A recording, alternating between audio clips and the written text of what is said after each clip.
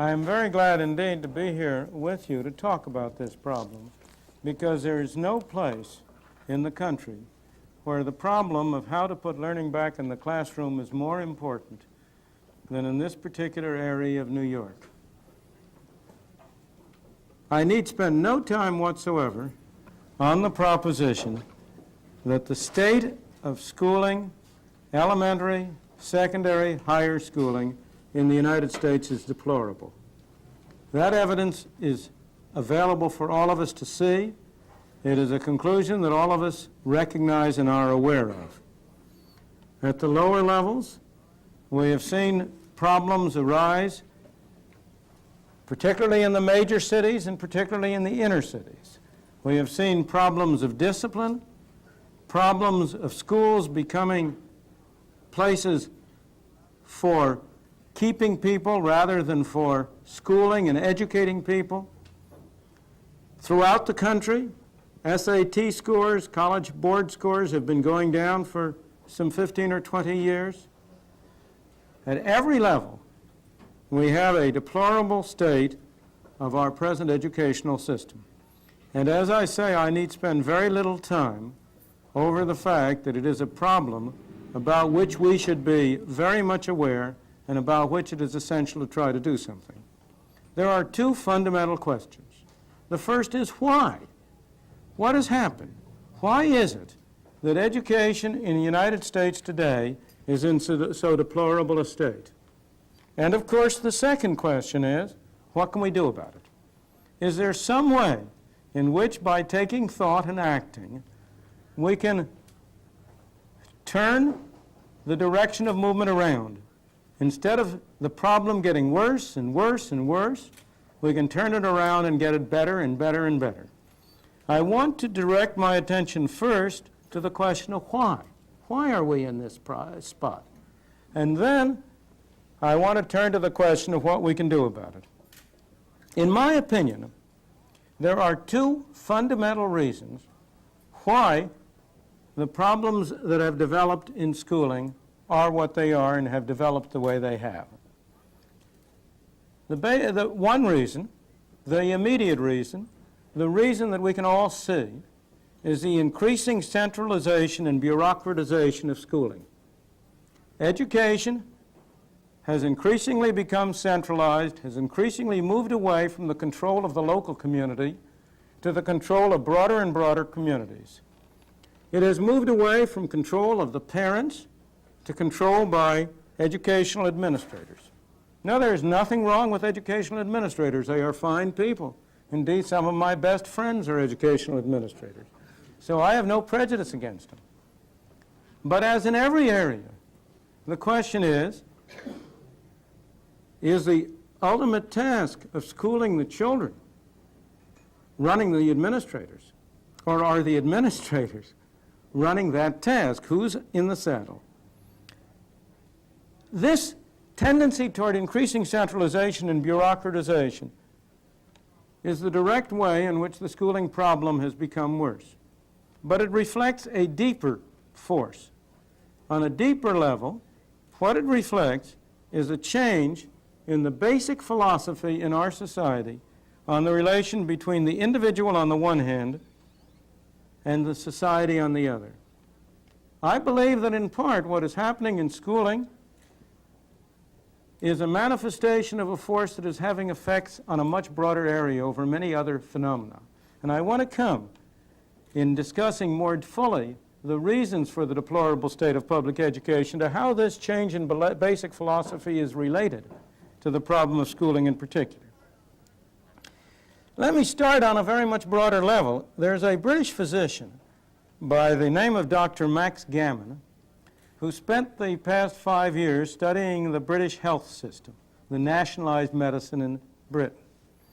And on the basis of his study, he formulated a theory which he calls the theory of bureaucratic displacement. Now, this theory is really an extension of the famous law by F. Northcote Parkinson the historian. Some of you may remember that he's written a number of books that are supposedly humorous but are really very serious. And the major thrust of his law, of Parkinson's law, is that work expands to fill the time available. Another version of it, another element of it, is that spending always increases to exhaust whatever funds are available. Dr. Gammon's version of it is a rather different one. In his version of it, he says, in any large bureaucratic organization, useless work tends to displace useful work. The more bureaucratic an organization is, the larger the fraction of the people who are spending their time on shuffling papers, and the fewer the people who are producing useful things. Input goes up, and output goes down. Now, Dr. Gammon developed this on the basis of the British medical system. He showed in the British health system that the number of people employed in the system was going up, and the number of hospital days of beds occupied was going down. But the U.S. education system gives an even better illustration of that tendency. The evidence is really striking. In the 5 years from 1971, the school year 71-2 to the school year 76-7, in that 5-year period, the total professional staff in all schools in the United States, this is for the United States as a whole, the total professional staff went up 8%. The cost per pupil went up 68%. Now, much of that was due to inflation. But even if you take out the inflation effect, the cost per pupil went up 21%. So input went up. More people, more money. What about output? Well, the number of students went down 4%. The number of schools went down 4%.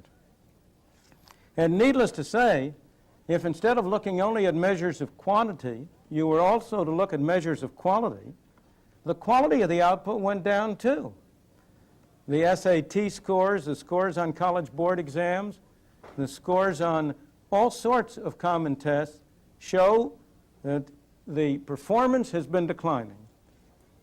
Similarly, reading levels in the elementary and secondary schools have been going down. The level of math performance has been going down. So here you have 5 years in which you're spending more to hire more people, and on the other side, the number of students you're teaching and the number of schools you're teaching is going down, and the quality is going down. I do not have strictly comparable figures for New York City, but I have some for New York State, and Babette was good enough to provide me with a few for New York City just before. For the nation as a whole, the cost per pupil in 5 years went from $829 per pupil per year to $1,395 per pupil per year, to $1,400. That's countrywide. In the state of New York, it is $1,991. In New York City, it is $2,700. And I think that nobody would show any surprise that the higher the expenditure per pupil, the lower has been the quality of teaching per pupil. So even these comparisons across states in the country tend to suggest what an important addition to our scientific knowledge Dr. Gannon has produced in his law of bureaucratic displacement. I may say that the costs in New York State are the highest in the nation, except only for Alaska. And the reason costs are higher in Alaska, of course, is very clear. It has nothing to do with the same kinds of problems. It's just that all the costs in Alaska are higher, that all the wages, prices, and everything are much higher because of the distance and the cost of getting stuff there. But after Alaska, New York is the highest. Now, it will come as no surprise to you that the next highest state in the nation is my own home state, Illinois. And I guess there is perhaps little argument that New York and Illinois, and especially New York City and the city of Chicago, and especially in those two cities, in the poorest areas, in the areas of black occupation, black residency, that those areas have among the lowest educational quality in the nation. So you'll have a crystal clear illustration of the tendency that the more you centralize authority and bureaucratize it, the more it costs you to produce less and less.